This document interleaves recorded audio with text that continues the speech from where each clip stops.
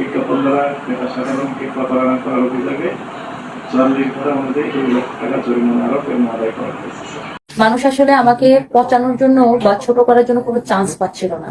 আমি কিছু কমেন্ট দেখলাম যে অনেকে লিখছেন যে ওনারা টাকা খাইছে আমার থেকে, টাকা খায় এসব। মেবি আমি অ্যাক্টিং করলে খুব ভালো করতাম না, তাহলে তো এটা আমাদের জন্য আনন্দের। ঠিক আছে, বিষয়টা একটু ব্যাখ্যা করুন। Thank you so much.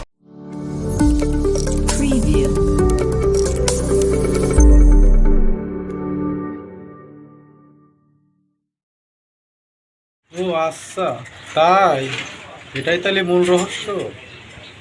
আমি বিশ্বাস করি না। কিছুদিন অফ থাকার পর আমি আবার অনলাইনে আসলাম, কারণ অনেকদিন হলো ইউটিউবে ভিডিও বানাই না, তো আবার ভিডিও বানানোর জন্য আসলাম।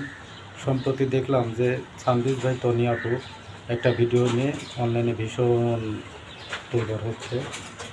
তো উনি নাকি গুলিস্তানের ড্রেস পাকিস্তানি বলে বিক্রি করছে। আসলে অনলাইনে সবই সম্ভব, কারণ অনলাইন তো সব কিছু দেখা যায় না। আপনি অর্ডার দিলেন একটা, ওরা দিয়ে দিল আর একটা, এইভাবে আর কি প্রতারণাগুলো চলে। তাই সব কিছু বলতে গেলে আসলে সন্তুষ্ট থাকেন এই বিষয়ে তারা সতর্ক থাকবেন, মাননীয় কমিশন দিয়েছেন। আসলে সানদিস ভাই তনি আপু ঠিক এরকমই একটা ব্যবসা করতে, তে এক আপু তার প্রতিষ্ঠানের বিরুদ্ধে মানে কেস করাতে ভুক্ত অধিকার তার ঢাকার আউটলেট মানে পুলিশ প্লাজার আউটলেটে ৫০,০০০ টাকা জরিমানা আরোপ এবং আদায় করা হয়েছে। একই সাথে মিথ্যা বিজ্ঞাপন দ্বারা ক্রেতা সাধারণকে প্রতারণা করার অভিযোগে ৪০ ধারা অনুযায়ী ২ লক্ষ টাকা জরিমানা আরোপ এবং আদায় করা হয়েছে। এখন আমি বিশ্বাস করি না। অভিযান করে দেখছে, তাতে কোনো কিছুই ঠিক নাই, সব কিছুই গরমিল আছে, হিসাব নিকাশ কোনোটাই ঠিকঠাক নাই। তাই তার ব্যবসাকে সিলগালা করছে এবং পরবর্তী শোনানোর জন্য ডাকছে। মানুষ আসলে আমাকে পচানোর জন্য বা ছোট করার জন্য কোনো চান্স পাচ্ছিল না। ও আচ্ছা, তাই এটাই তাহলে মূল রহস্য। বলেন কি? ভোক্তা অধিকার লোকজন জানিয়েছেন তার কোনো অপরাধ নাই, তার একটাই মাত্র অপরাধ, সে গুলিস্তানের ড্রেস পাকিস্তানের বলে বিক্রি করে। এটা কোনো বড় ধরনের অপরাধ না, ছোটোখাটো একটা অপরাধ। আর এই অপরাধের জন্য তাকে মাত্র ২.৫ লক্ষ টাকা জরিমানা করছে। পণ্য যথাযথভাবে সরবরাহ না করার অপরাধে ভোক্তা অধিকার সংরক্ষণ समझ रहे हो ना? মিথ্যা বিজ্ঞাপন দ্বারা ক্রেতা সাধারণকে প্রতারণা করার অভিযোগে ও আচ্ছা, তাই ৪০ ধারা অনুযায়ী ২ লক্ষ টাকা জরিমানা আরোপ এবং আদায় করা হয়েছে।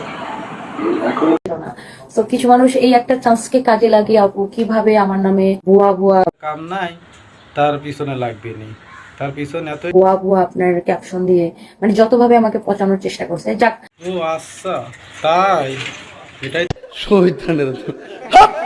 জায়গায় জায়গায় বলে বেড়াচ্ছে মানুষ নাকি তার দোষ দুটো পায় না, এই জন্যই তার পিছনে লাগছে, তার ক্ষতি।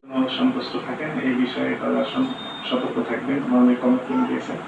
এই আলোকে ক্ষতি করার জন্য মানুষের কি এত দরকার তার পিছনে লাগা, তার ক্ষতি করার। মানুষ আসলে আমাকে পচানোর জন্য বা ছোট ভাই চোরের মার বড় গলা, যে যত করছে। যাক, আল্লাহর রহমত ছিল আপু। ৪০ ধারা অনুযায়ী ২ লক্ষ টাকা জরিমানা আরোপ এবং আদায় করা হয়েছে। এখন উনি কেস করছিলেন, সেই আপামনি আর হেরা দেখলাম একসাথে চা খায়, তার মানে কি বোঝা যায় এটা তার একটা চাল, মানে ব্যবসার প্রচারণা আর কি। আমি কিছু কমেন্ট দেখলাম যে অনেকে লিখছেন যে ওনারা ভোক্তা অধিকার ২.৫ লক্ষ টাকা জরিমানা করছে। এই ২.৫ লক্ষ টাকা দিয়ে যদি চ্যানেল বুস্ট করতো তাহলে এত মানুষজনের কাছে খবরটা পৌঁছাতো না। এইটাতে কত মানুষের কাছে পৌঁছাতে তা আপনারাই ভালো জানেন। এবং ওনাকে দালাল বলছেন, অনেক কিছু আপনারা লিখতেছেন। সারা বাংলাদেশে মানুষের কাছে পৌঁছাচ্ছে, খালি বাংলাদেশ না, প্রায় পৃথিবী ২০-৩০ কোটি লোকের কাছে পৌঁছাচ্ছে। তার মানে কি তনি আপুর লাভ না?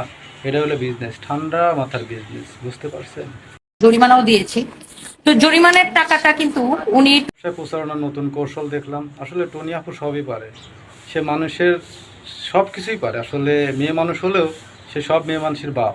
আমি কিছু কমেন্ট দেখলাম যে অনেকে লিখছেন যে ওনারা টাকা খাইছে আমার থেকে। অনলাইনে মানুষের কমেন্টসের সার্ভিস রিপ্লাই দিয়ে দিয়ে একসময় ভাইরাল হয়েছিল। উনি দেখলেন যে এই ভাইরালে তার কোনো ফায়দা নাই, তাই সে কি বড় ধরনের ভাইরাল হওয়ার ফায়দা করলেন, সেটা হচ্ছে কি ভোক্তা অধিকারের রেট।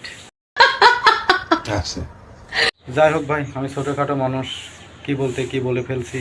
যদি ভুল ত্রুটি হয়ে থাকে মাফ করে দিবেন, আর আমার জন্য সবাই দোয়া করবেন, আর আমার চ্যানেলটাকে অবশ্যই সাবস্ক্রাইব করে আমার সাথে থাকবেন। আল্লাহ হাফিজ।